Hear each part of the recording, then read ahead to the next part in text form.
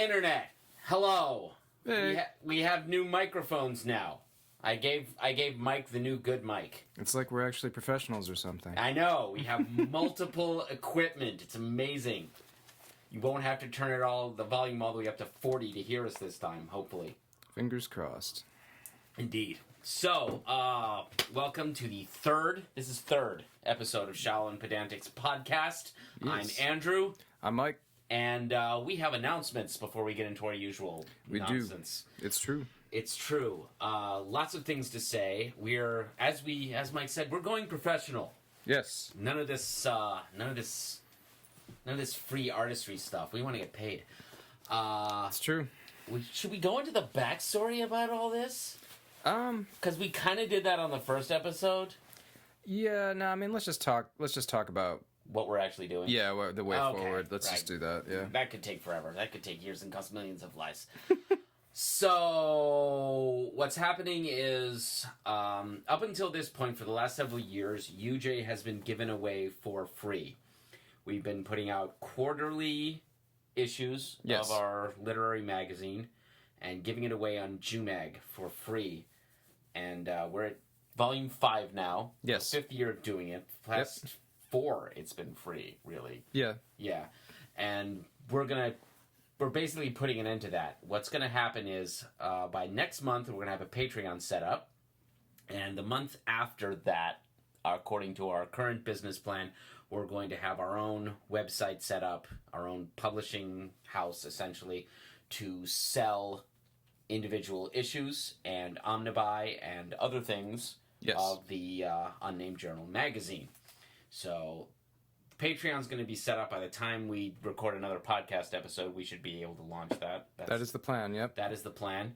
And then website will follow. We're going through Squarespace for that at current plan. Yep. And I think we decided we're going to call that's going to be like shallowandpedantic.com. Yeah. Like that.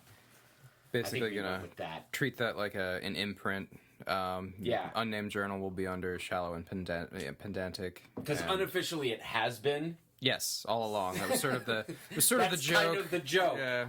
It's funny how this just started as a joke. I was like, want to make a sarcastic literary magazine? Yes, I want to do that. I want to do that very much. So that's what's coming. Patreon, new website, all sorts of shenanigans, and things that are published other than Unnamed Journal. Yes. Like, we're both novelists. At this point, yes. Mike's just finished within UJ. Yes. Serializing a novel called Ulysses and the Fugitive. Ulysses and the Fugitive. I've got a couple of I did the same thing with a couple of novellas that I've done. You did, yes. Or at least Void. You did that with Void, yeah. I did that with Void, which was only like 8 chapters. Like Ulysses and the Fugitive, that was... It was like 14, I think. Maybe 16. I'm not sure. I thought it was more. I'd have to go back and look, to be honest. Okay.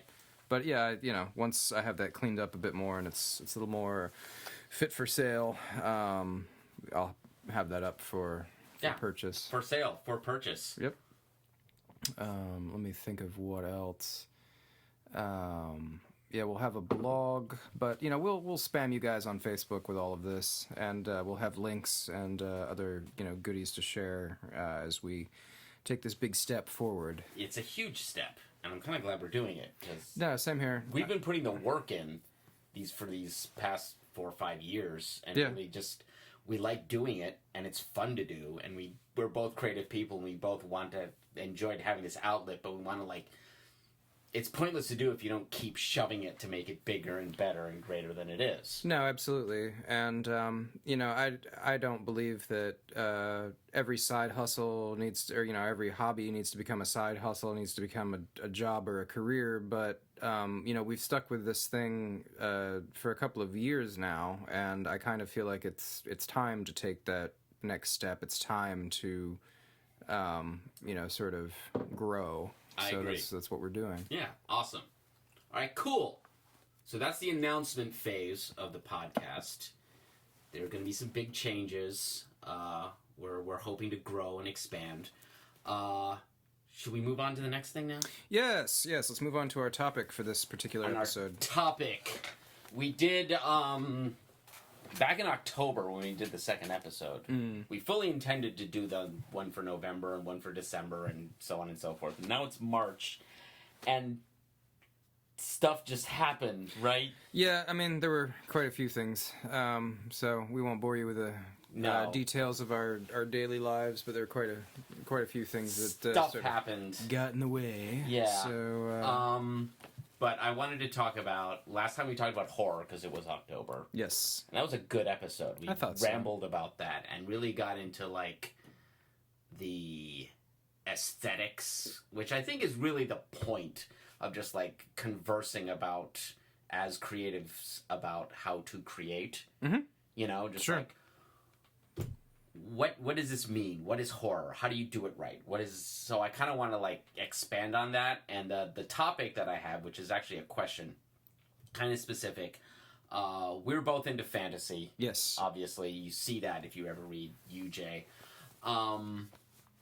Fantasy and horror. It's kind of the wheelhouse of the magazine. No, for sure. We have some science fiction thrown in for good measure, definitely. Yeah. But I think we sort of go to both fantasy and horror more often. Those are more frequent touchstones. Yeah. So the question I had was, is fantasy inherently atavistic? Oh. That is a good question. Yeah. And the reason that I ask that is since Song of Ice and Fire happened and became the TV show Game of Thrones, and I'm not going to be able to avoid a sidebar on the way that show ending, but I'm gonna just later. Not now. Later. But ever since that show came out, one of the things that has been, ideas that has been bandied about is George R.R. Martin kind of deconstructing fantasy tropes. That's kind of been his approach. I could see that. Or at least that's the way it's been sold. I'm not certain if that's what he's actually been doing. I have a different theory, but he's talked about how he wanted to like play with some of the tropes of high fantasy. And oh, sure. Have you read them? Me personally, no. Okay. I've actually been waiting for him to finish the series before I jump in. Yeah. Because I don't know if this is gonna be like a Robert Jordan kind of situation, or what. I mean, it's Brian. Worse than Robert Jordan. Oh no, for sure. Yeah. Because at least Robert Jordan allowed people to finish his story when he's done. The rumor is Martin has it set up legally, so if he croaks before Song of Ice and Fire is finished, we get nothing. Wow. Thanks, George. All right. Yeah. So, yeah. I mean, I've avoided trying to be like too down on the whole thing because, you know, this is a massive, sprawling epic the guy's trying to create, and it took Tolkien 20 years to do Lord of the Rings, just Lord of the Rings. Sure. He didn't get the Silmarillion until after he died, right. And that's only because Christopher Tolkien had access to all of Dad's notes and basically was an inkling himself and, like, knew how to put it together. Yep. So, where was I going with this? Epic fantasy. Right, this is a huge thing. It's gonna take a long time, but whether or not he's trying to do a deconstruction or whether or not he's just playing with the tropes. I could see that. From what I know of the series, from through conversation with friends and having read up sort of the plot synopses for the books that are out so far. While I could see him deconstructing elements of it, and I have not read the books. I am waiting for him to finish them, but just based on the notes and things that people have told me, like I could see elements of that, but I also think that he's also just doing straightforward fiction. Like I think that he's doing straightforward fantasy. I think it seems like too earnest almost to be like a meta commentary, and and I've read passages of it in passing. Like I haven't completely avoided the text of these novels, but I am waiting to sort of ingest them once the whole thing's done, if it ever gets done. So. I don't think it's gonna get done. I think, and I don't know if that's just me getting tired of waiting for like 8 years. Yeah, oh like god, the yeah. it has been entire that long, hasn't lifetime of my eldest child has been me like waiting for him to write the 6th book in what's supposed to be a series of 7. And I don't want to be morbid about the guy's health or like, panic. 'Cause lifestyle. What good does that do? That doesn't do any good. Sure. We get them when we get them. We have no control, so there's no point in complaining. But at this point, I don't know if it's ever going to happen. Yeah, no, it's So I would advise you to read what's out there, and because one of the other great things about Martin is he's already put in, maybe not a great thing, maybe people find this incredibly annoying, but there's also like side lore available. Oh, sure, okay. Like there's maps, and there's this like tome called The World of Ice and Fire. Oh yeah, which no, like, I've seen tells that. the history Sure. of like some of the side histories. And I really wish someone had gotten The World of Ice and Fire to the showrunners, because then they would understand why that ending made no sense. Interesting. Okay. And that's all I'm going to say about that. I'm okay now. It's fine. I'm not mad. I'm not. It's fine. It's fine. I'm going to drink this Guinness now. So anyway, based on what I've read, and based on not just what's in the novels, but what's in World of Ice and Fire and some of the other side stories, the Duncan Egg novellas, which is Sure. set like The Hedge 100 Knight, years. the Hedge Knight, Hedge and all Knight. That. I have actually read the Hedge Knight stuff. Yeah, that's really good stuff. I agree with you. There's an earnestness there. Mm-hmm. Absolutely. And what I think, and this is what I was trying to get at in the essay that I put in the UJ issue a couple of episodes ago, it's like, I don't think he's deconstructing Tolkien so much as replacing what you consider Tolkien's ethos, which was super Catholic. Yep. Super Catholic, very like darkness and light. Yep. Good versus evil as spiritual elements and spiritual realities that drive the story, versus an ethos that's essentially pagan. Yeah, well, and it's. I think the difference between Tolkien and Martin is, Tolkien's extremely bivalent. You have light and darkness, and that's it. There's not really a lot those are the defining characteristics. There's no real in between. Whereas I think Martin's world has a whole lot of shades of gray, for sure. Not only shades of gray, but like what I keep coming back to is this idea of it's taking a world that looks like Tolkien, but replacing it with the ethos of like Robert Howard. Like, compared to what goes on in Lord of the Rings, what goes on in Robert Howard or Fritz Leiber is wonderfully chaotic. Sure. And I think Martin's story, I think Song of Ice and Fire is just that kind of chaos. There's a multitude of gods. Sure. In Martin, and it's almost like Song of Ice and Fire is a Robert Howard story, but there's no Conan. Right. Yeah. Well, and it's also and this is a good sort of jumping off point for sort of talking about sort of differences within the fantasy genre. When you talk about something like Tolkien or the Ice and Fire epic that Martin is writing, those are essentially high fantasy. Sure. Epic fantasy, and there's just and what sort of characterizes stories like that is the sheer scale. Yes. Where you have an entire world, and there's usually internally consistent logic to how all of like whether there's magic or whether there's creatures or something that don't exist in this world, and then there's just this sort of dragons. Dragons, for example. There's or the undead, that kind of thing. Yeah. It's just there's a scale to the whole thing that doesn't really exist in stuff like Conan the Barbarian or the Fritz Leiber stuff. Which is generally considered swords and sorcery, and it's not that these don't happen. These stories don't happen in like a living, breathing world. No, I would say in Leiber's world, they're definitely like entirely scratched out. Oh, for sure. No, it's like it's you get the sense that this all happens in the backdrop of a very large world, but the stakes are much lower. In Conan the Barbarian and in Fritz Leiber, you know, these characters are much more focused on like, okay, so what is my job in this particular story? Where am I trying to go?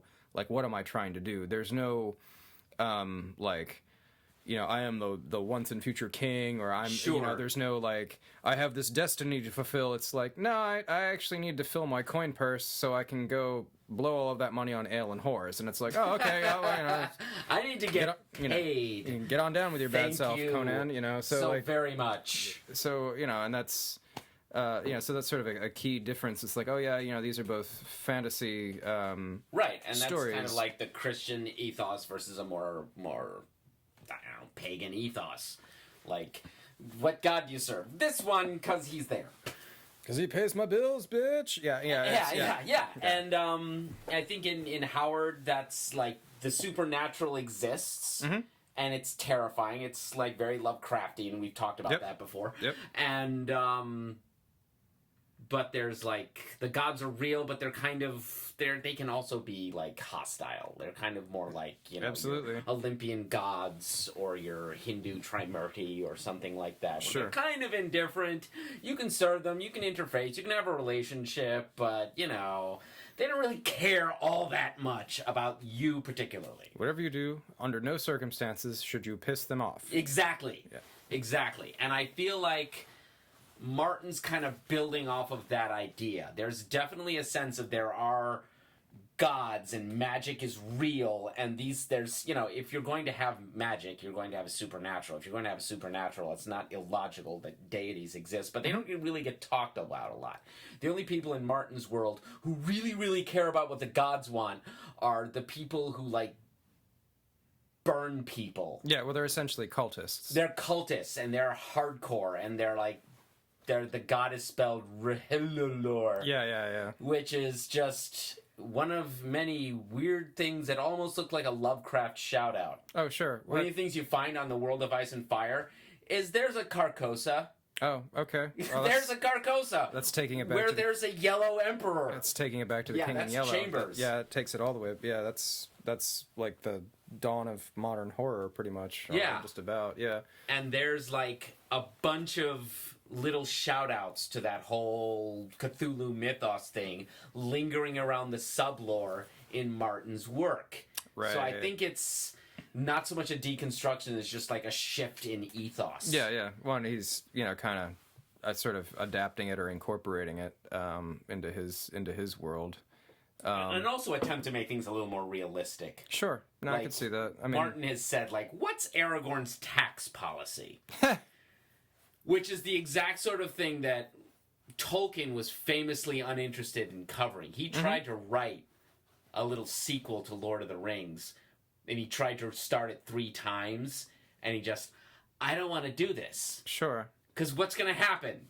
People are going to fall into darkness again, and the shadow's going to rise in some other way, and I've done that, so I don't care. Sure. Well, and I think it's, for him, it would have been, I mean, I think, if you do a story like that, and that's sort of, I think part of the difficulty of having, sequels to works when you have sort of that bivalent structure, in as much as, it's like, oh yes, the darkness is going to rise again, and, the light's going to have to come along and, take it down. They're going to have to duke it out. It would be really easy to basically tread the same ground, and just have it be a case of the samies, I think. Whereas I think when you have... Kind of like Star Wars. Exactly. Yeah. Science fantasy. Yeah. No, and I think that's sort of the difficult part. One of the great sort of contemporary TV shows that sort of shows the difference between, sort of you have a fantasy, epic, like it's... people might laugh, but it's Avatar: The Last Airbender. It's a fantastic show. It's all about the Avatar basically overcoming the evil empire. The sequel, Korra, kind of shows the difficulties of being the Avatar during peace times, and you have the same world, and it's a much more complicated story in Korra because there is no necessarily like open conflict, at least not initially. Wow. So like it's It's... You know what that reminds me of? Dune. Oh, yeah, sure. Yeah, absolutely. Science, yeah.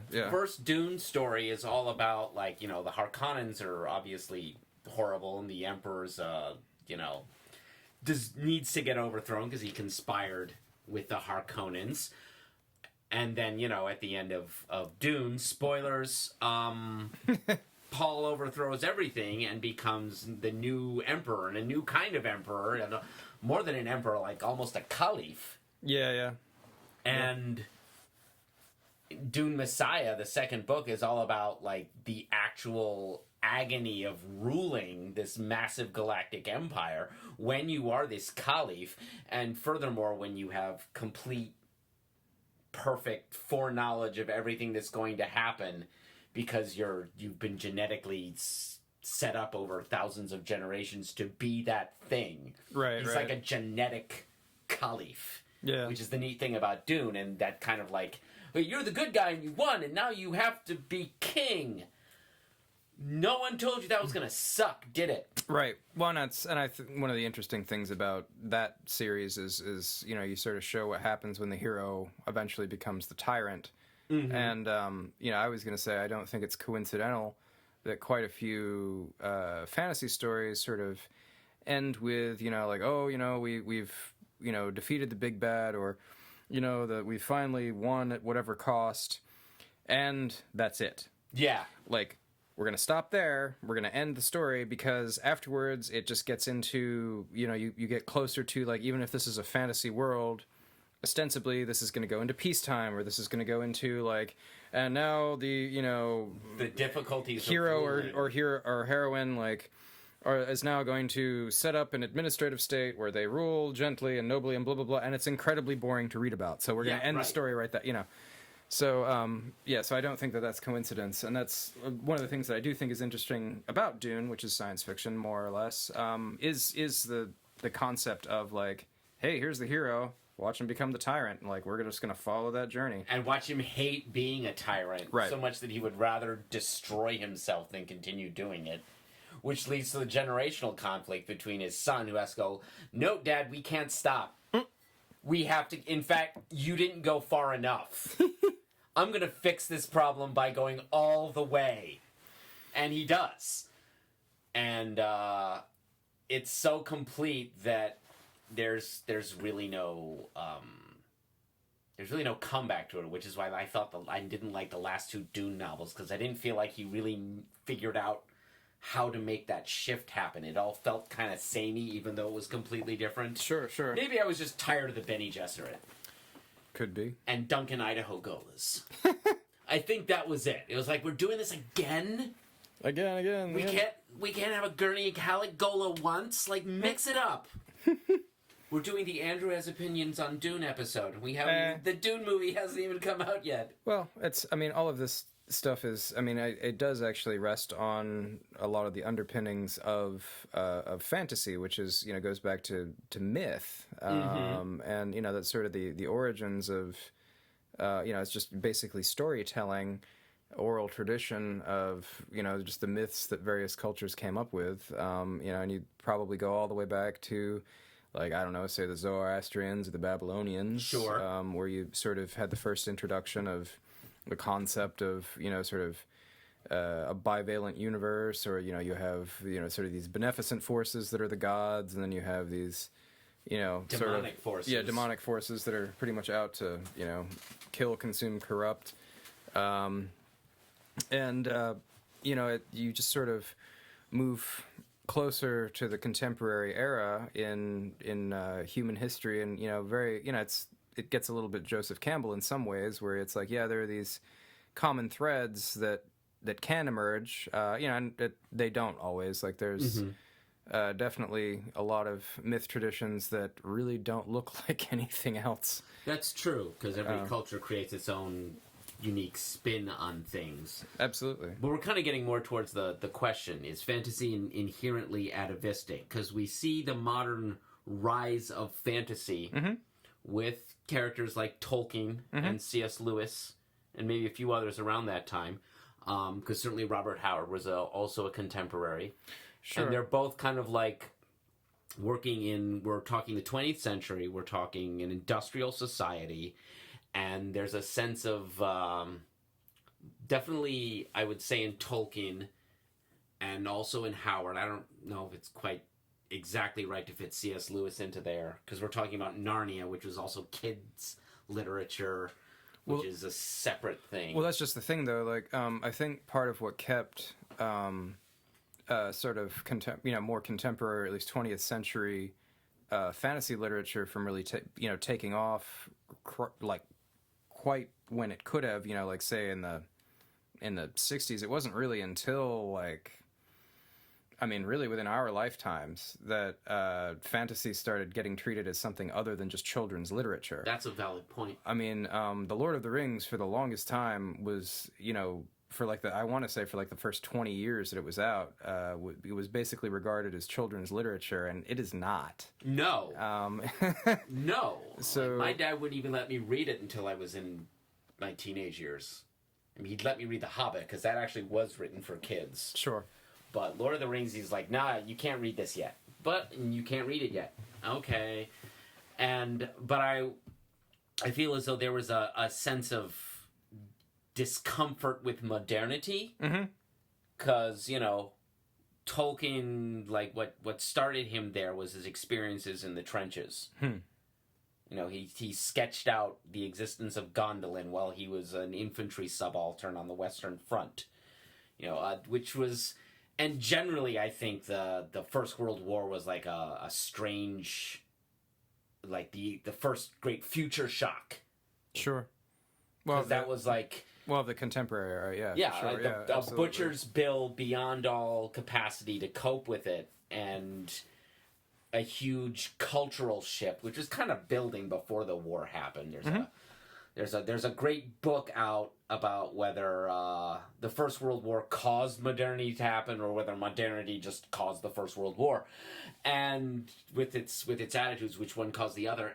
But Tolkien definitely came out of that with a sense of, I don't want to know if he actually wrote it as a longing for the past, or just a way of thinking about things in other ways. I mean, because Chesterton, who was maybe a generation before Tolkien, was definitely couched his social ideas in terms of not, I don't know if it's quite a rejection of industrialism, but certainly a rejection of modern capitalism. Sure. Chesterton was a what's the term? A distributist. Almost a feudalist. Oh, okay. Oh, he wanted, okay. But kind of very much of the social doctrine of the church from Rerum Novarum, 1893. We're in theology now. But I guess that had to, because that's kind of the point, because like I said, Tolkien was hardcore Catholic.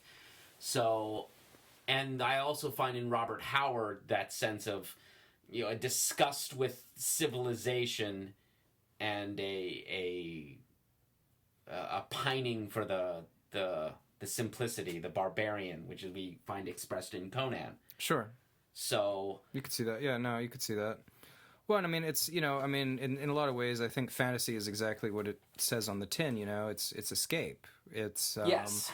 You're going to a different place, and there was a lot of in the early pulp fiction, like the 20s and 30s, sort of the heyday. A very, very popular genre at the beginning of the 20th century was like Lost World. Yes. Fantasy, where it was either it was, basically like a portal fantasy and you found your way to someplace else, or, here's the lost continent in some... It's like wander into Atlantis. Right. Or here's this lost continent that we somehow found. And and you see sort of shades of that. Actually, I mean, even today, for example, in the Marvel universe, Wakanda is actually a great example. That's a really good example. Yeah. Of sort of a lost world. It's like, oh, here's this hidden society that's hyper advanced, and they've got all these, the lost city of gold. Right. Yeah, exactly. Yeah. Or it's the same sort of premise. But I mean that was an incredibly popular genre, and it was also sort of used as like a narrative conceit, because you could say, oh, so these sort of things don't exist in our world, but if you Right. can cross the threshold into this other place, well, then, things become, possible. And I mean, like, to a certain extent, you have that with C.S. Lewis and the Lion, the Witch, and the Wardrobe books. Because, you cross the threshold and then you're in this other world and these other things are possible. Right. I always found Narnia to be a lot more straightforward, allegorical. Oh, no, absolutely, yeah. It's a definite allegory. And I remember, I think Tolkien actually got on Lewis's case about being like, Matt, this is a little too literal. It's a bit on the nose, old sport. Like, perhaps you could, I don't know, more symbolism. And he's like, no, it's fine. It's like, fine. This is fine how it is. I like it like this. And I'm like, oh, okay. And you know what? They're still in bookstores. So Oh no, absolutely. Yeah. Lewis knew exactly what he was doing. But that kind of gets into it, like the longing for escape, because fantasy always, regardless of what ethos you're describing, whether it's a medieval Christian ethos or a wild pagan ethos, you're fighting with swords. That's kind of the defining characteristic. You're fighting with swords. There are castles. Maybe there's a dragon. Maybe there isn't. But we're in some kind of ancient to medieval to maybe as far as early modern world. Sure. And so that's fun to explore. People enjoy that because romance, Sure. because atavism, because, There's always a supernatural element. Sure. It can be, so-called either high magic or low magic. Whatever. High fantasy, low fantasy. I mean, there's even, sort of the subgenre from South America, the magical realism. Is that where it comes from? Yeah. I did not know that. That's where Marquez was from. He sort of, I believe it was him that more or less invented the genre, or he didn't invent it so much as he was sort of the first, I guess, to put it into print. I believe I'd have to go back and look, but he was the one that basically made it famous. 100 Years of Solitude, Love in a Time of Cholera. I've not read any of those. He was. What's wrong with me? And it's it's a lot of the stuff is it's more like low magic or low fantasy in as much as you have the world. It also generally takes place in our world, and there's sort of synchronistic little magical things that happen in these stories that aren't actually. It's not the kind of thing that you would expect to happen to you in real life. It is inherently fantastic. And I mean, this is I'm giving it. But it's set in a modernity, and it's like modernity is like like cracking a little bit, maybe. Sure. And something else sneaks through. One like a good example of that in sort of more contemporary like media is there was an HBO series which is actually my favorite TV show of all time called Carnival. You've recommended that to me before. Yeah, and that's a great example actually in many ways of it's not just like sort of modern fantasy, but also there's magical realism in it, like straight up like actual real magical realism. And I believe it's one of Marquez's. It's either his son or his. Is it based on something that he wrote? Well, no. He actually wrote for the show, like either the son or grandson like wrote some of the episodes for the show, and you can kind of see some of the hallmarks of magical realism in the ones that he himself worked on. Oh wow! Yeah. I'll try and watch that now. I'm interested in watching all sorts of new things now. Since Game of Thrones soured me getting into TV shows again, I haven't found a new thing to get hooked onto, and I haven't wanted to. Sure. Because it was just, I've had the experience of things just like completely disappointing being unable to stick the landing. And I'd rather go rewatch Breaking Bad because that stuck the landing. And El Camino was pretty good too. Still need to see El Camino. It's like a long episode of Breaking Bad. Okay. It's kind of an unnecessary postlude, but it's still enjoyable because it fits, and it's nice to see Jesse Pinkman do his Jesse Pinkmanness, just like have center stage for a little bit, just him. El Camino, or whatever happened to Jesse Pinkman. Yeah, basically that's what it is. That's basically what it is. So he drives away, and then what happens? Did we need to know? No, but it's nice to find out. So that's my attitude towards El Camino. Okay. You do need to have watched Breaking Bad to understand. No, it, I've seen the whole thing. Make any it's sense. a great show. Yeah. Yes. So, maybe I haven't defined my terms very well. Atavism seems like a longing for the primitive. Is that what that's what that means, right? I mean, you could. I could Google it, but that's always the way I've used it. So I've is fantasy a longing for the primitive, a longing for the past, or is it just using the past as a way to reimagine new things? I don't know. I mean, I think you could say it's atavistic. I do think that it's kind of to me, it's sort of like the desire to. I always looked at it as a way to connect with myth, to sort of connect with the supernatural in a way that isn't, maybe as threatening as, say, the horror genre. Okay. Which is, That's a really interesting point. Which is because we talked about a lot that last episode of the confrontation of the sublime, the dread sublime, from Revelations all the way to Lovecraft, and yeah. Okay. When I think I think in horror, to me, and and every people take what they, what they want from any of these genres, because they have free will. But it's the sort of thing where I think that thing, free will. But I think that to me, good horror sort of ends in catharsis, or you have this catharsis where you've confronted something, and I think there's times where it's like, I want to go play in the sandbox. I want to connect with the supernatural. I don't necessarily need to go through catharsis. I just kind of want to, play with some of these symbols and tropes and concepts, and just sort of see where it goes. And I think that's to me, that's what I get out of fantasy, and I think that's what a lot of other people are looking for when they turn to fantasy. And yeah, I do think that it can be like this. Sort of longing for the past. But I think there's also a lot of great sort of, urban fantasy. I mean, we're talking... That is a subgenre I'm completely unfamiliar with. Well, and we're talking about George R. R. Martin. He actually wrote the Beauty and the Beast TV show with Ron Perlman and Linda Hamilton. And I mean, that's a great example of urban fantasy. Yeah. Well, I refer to it as the Adventures of Mr. Cat. Because Vincent is it's like, oh, here's the further adventures of Mr. Cat. Oh, he's on top of the subway again. Oh, Mr. Cat. Yeah, and he's just gonna go do something crazy. Yeah, okay, that's interesting. So, yeah, no, I mean, and that's a prime example of urban fantasy, and I mean, you have all kinds of stuff like The Magicians or Misfits is sort of sure. Parts of The Magicians is urban fantasy. Other parts are just straight fantasy. I think, especially once they cross over into the other worlds. But well, this kind of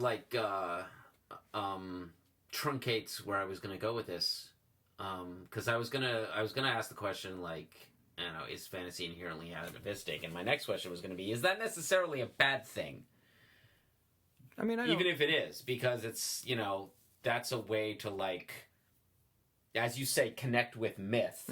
And myth is something that carries across. Absolutely. It starts and it continues, and it's a way of constructing possibilities of mythic ideas. Like if Tolkien was using this world he created as a way to process everything he experienced, or his experiences in the trenches kind of pushed him in a particular direction and he took up all his scholarship and carried it with him all the way through. It is definitely an interaction with mythos, and I think it would be fair to say Martin's doing something similar. Sure. And I can see that. Even if it is he's trying to ground it in a more realistic medieval world. Sure. Well, I often describe Song of Ice and Fire to people who haven't read it or ever seen Great Game of Thrones. It's the Wars of the Roses with dragons and ice monsters. Right. Yeah, and he has specifically said that he based it on the War of the Roses. He has actually said that in interviews. I have read that, and I was like, oh, okay, that's an interesting. Lannister, York, Lancaster. It's kind of Yeah, poking yeah. you in the face. It's kind of on the nose. Yeah, it is. It's really close. You're like, so you have a 4-letter name and a really longer name that starts with an L. Okay, cool. Yeah. So no, yeah, but no, I don't. And I think if we were to say that it is atavistic, I don't think that that's necessarily a bad thing, and I do think that a lot of the ideas in myth, some of them may look old hat to us at times, but I also think that a lot of these ideas persist. They endure because people get things out of them. There are myths and legends that eventually fall by the wayside, and obviously there are ones that have, because either people just they don't know about them anymore, or they've become passé. People don't really use them. They don't need them so much anymore because culture has moved on, the world has moved on. But there's a lot of stuff that doesn't, and there's a lot of stuff that's pretty damn old, actually, that's still quite alive and kicking as an idea or as a concept. And I think that fantasy is definitely a way that people interface with those. There's a ideas. reason that you can go into a bookstore today and find good chance of finding the Epic of Gilgamesh. Yep, absolutely. That thing is ancient. Yep. It's wonderfully ancient. I read it for the first time a couple of years ago. I never read it in school. And the perspective of it was so strange, and yet it felt very real. Sure. No, yeah, and it's surprisingly, it's a definite window into a different time and a different place, and it's like, oh wow, these are people that have been gone for a long time. This is a culture that's been gone for a long time, but here's their... But yet it here's feels their very epic. Human still. Sure, absolutely. And I can still connect to it. Yep. And so I think that's what made the fantasy genre happen, if we accept that it began with Tolkien. But we haven't made that argument yet. Well, I think that I think that the modern fantasy, or contemporary fantasy, I should say, probably began. I mean, in my some of the research that I've done, they sort of point towards say like Jules Verne. He's always struck me as more science fiction. He is, but he did have he wrote at least one book that's generally considered fantasy, and the title is escaping me at the moment. There was Frank L. Baum. I always forget about him. Who wrote The Wizard of Oz in the 1900s. He was a generation before. Yeah, it was like the 1890s. Yeah, and so there was a Scottish author, I think in like 1860 something, whose name is also... Lewis was a big fan of him. I know who you're talking about. Yeah, well, he was a big influence on both C.S. Lewis and George something. Yeah, he was a Scottish writer. I can't think of his name at the moment. Lewis actually calls him out in The Great Divorce. He puts him as a character in The Great Divorce because he's in heaven. Okay. Gotcha. and the guy's like, look, I love that you're a fan of mine, and I really appreciate this, but you're kind of missing the point right now. We're in heaven, and you need to like settle some stuff. Like, cool story, kid, but not right now. Yeah, no, So that's sort of some of what's been dated back to, I guess, the roots of, fantasy as we understand it now for the last, 100 plus years or so. And I think that, both Lewis and Tolkien owed a sort of a great debt in some ways to the pulp writers, because the pulp writers were sort of the ones that were carrying the torch, for the earlier half of the 20th century, really. And you know what I was thinking just now as you were talking? I was thinking about because we were talking about the 19th century romantics right now, and their move towards their influence on the horror genre, which is there. But the thing about the romantics is there was also a very atavistic sense of things, for sure, and that got me thinking something like Sir Thomas Malory, like the Morte d'Arthur, which was written at the end of the Middle Ages, but was also kind of backward looking towards like almost 1,000 years previously, if that whatever the King Arthur, if he actually existed, was around, have been during the Dark Ages, and that was kind of like that whole once and future king concept. Oh, sure, yeah, by T.H. White, yeah, no, Yeah. absolutely, yeah. That whole, like, the past will recur, almost the... Mm-hmm. Oh, and that's a great example of myth and being the basis for fantasy as well, especially King Arthur, yeah. So, yeah, but I mean, I do think that, like, I think Tolkien is a great example of high fantasy for sure, and I do believe that he really set the bar for high fantasy as we think of it today, and I think that everybody that since then that has written high fantasy definitely owes a huge huge debt to him, and just largely in terms of him having established like this is what the genre is now. And it's a really hard bar to like clear. No, for sure. There's a reason it's also referred to as epic fantasy, because it's just the sheer scale of what you're writing, essentially. I think Robert Jordan tried really hard to clear that bar. Yeah.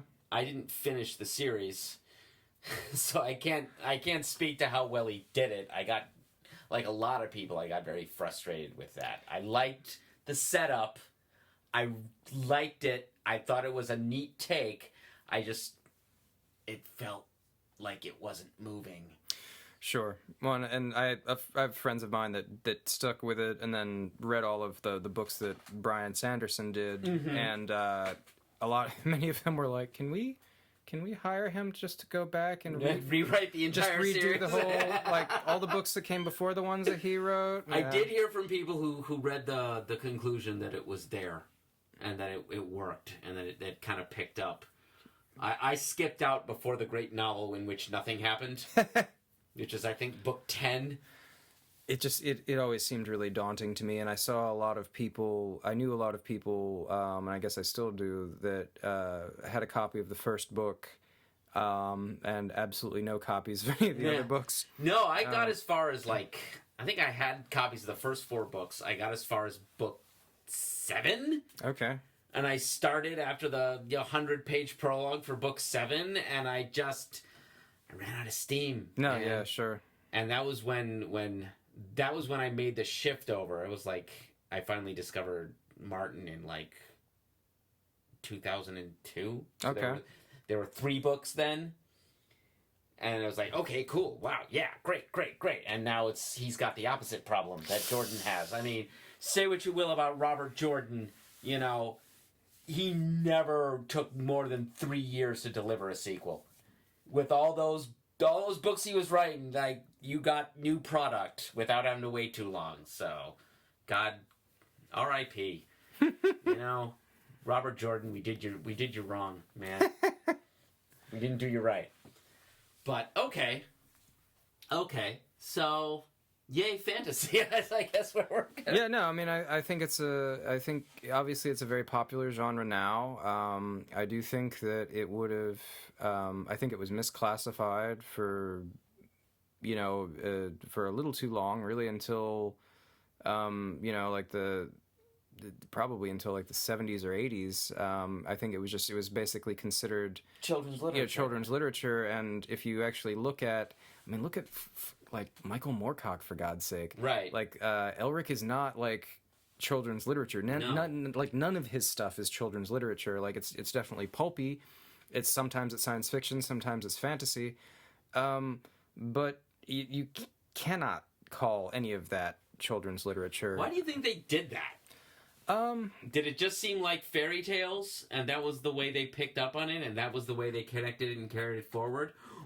Or did they kind of, whatever the literary establishment was throughout the 20th century, look at it and be like, this does not smell of the modern, so we shall not accept it? I think it might have just been the fact that it was, that the supernatural themes were so strong, or it could have just been, there a lot of the really popular, well-known, bankable series, just happened to be children's literature.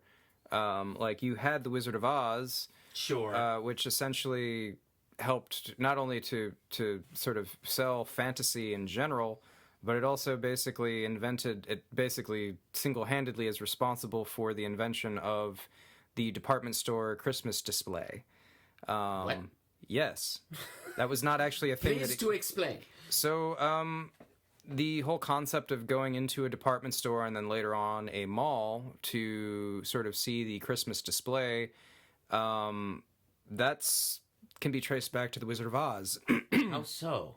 There were displays of the books, and then also dolls based on, basically wow. merchandise based on the characters. Was it that popular? Yes, it was. I mean, it was already a franchise, and there were, I think Baum wrote something like 20-some books in the world of Oz well before the Wizard of Oz was ever actually made into a major motion picture.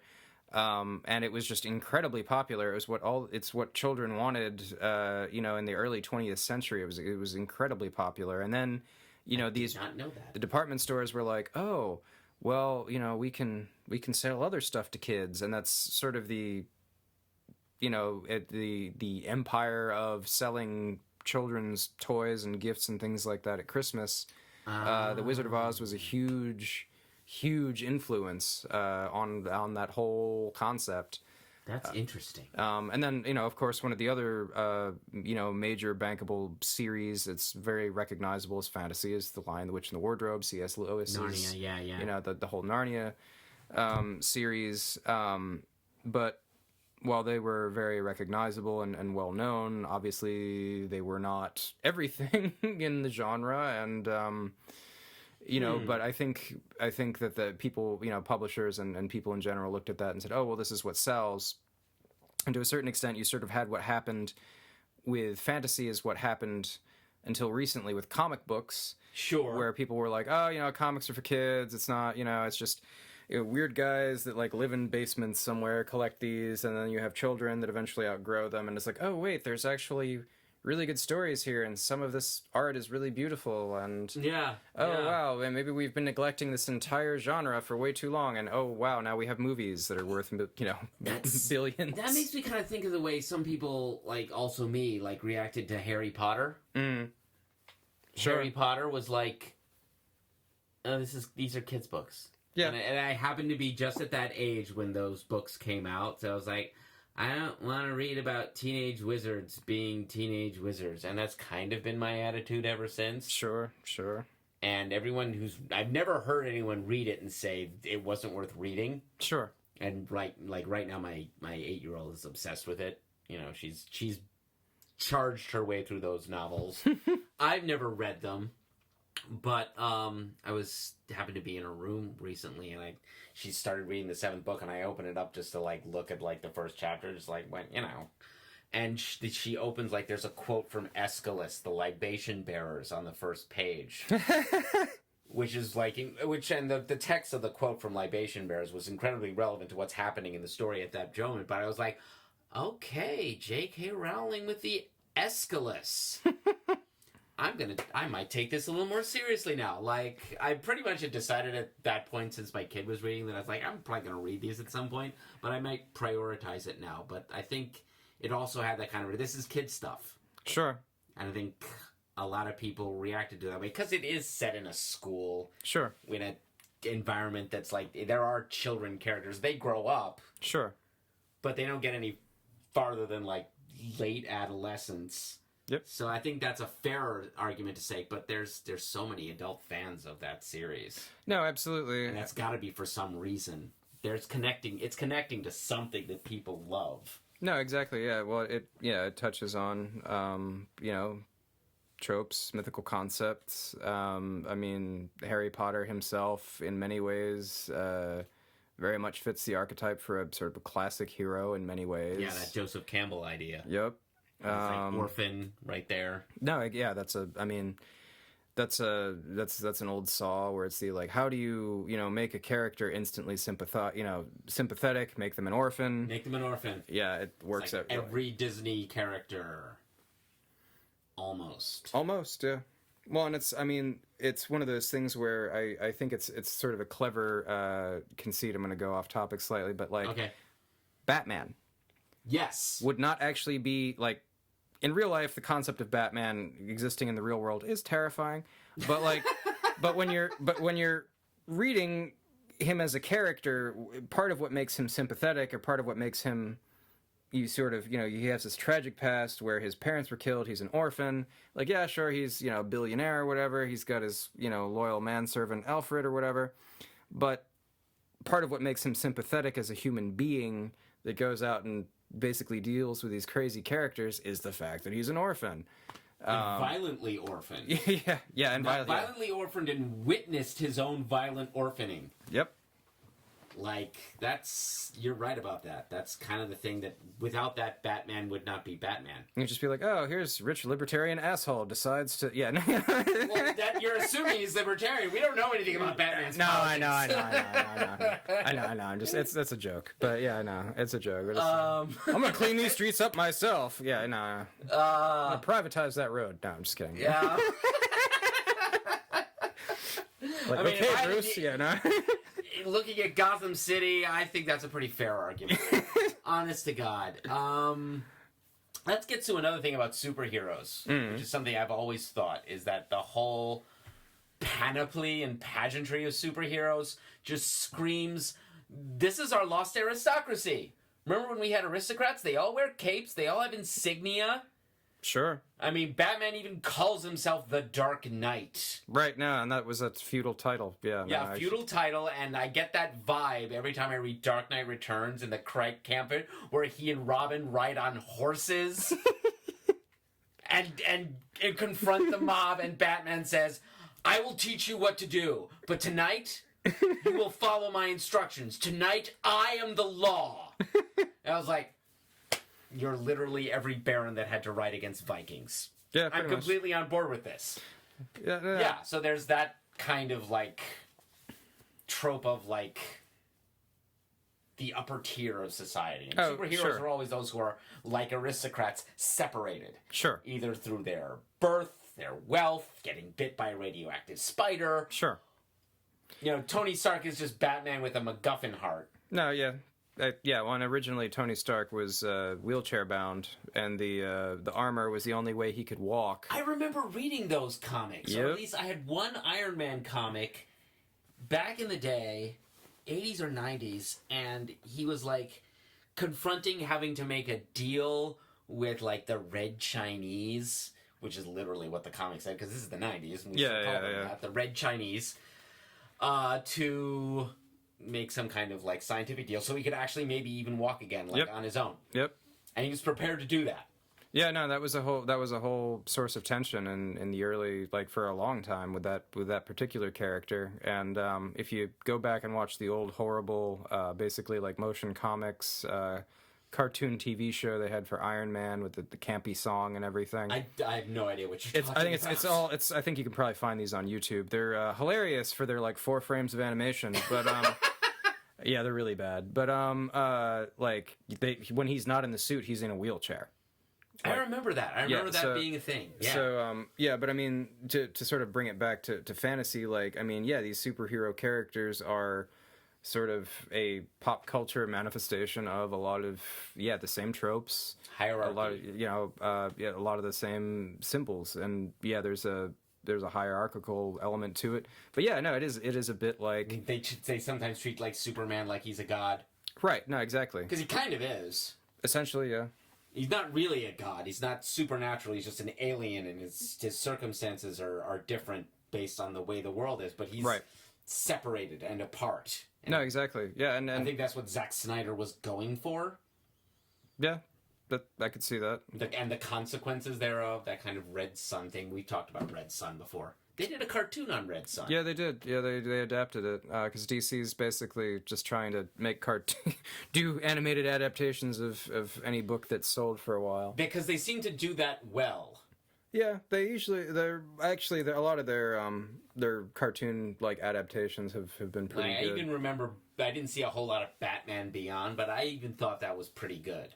Oh no, Batman Beyond was a great show. Yeah, no, that was a great show. It was a great follow up to the original Batman animated series, and everyone loved the Batman animated series. Oh yeah, well it's the classic, most popular version of that character ever. Still. Even the new Harley Quinn series looks like it would be fun. Sure. Which is not what Birds of Prey looked like. I've heard good things. I haven't seen it yet. I've heard mixed things. but I don't know. It just didn't look like fun. Yeah.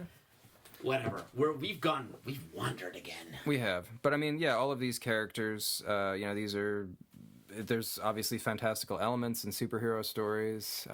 There sort of has to be. Otherwise they wouldn't really be superheroes. Super. So, and, they, again, are a way to sort of get into the sandbox and sort of play with these supernatural elements. Without connecting with the mythos. That's exactly. Kind of your basic point, and we're hitting that everywhere. Yeah. So I that's sort of my thesis on all of that. So. I cannot dispute your thesis. I have no arguments. I concede. We should get more beer. We should get more beer. All right, let's get more beer.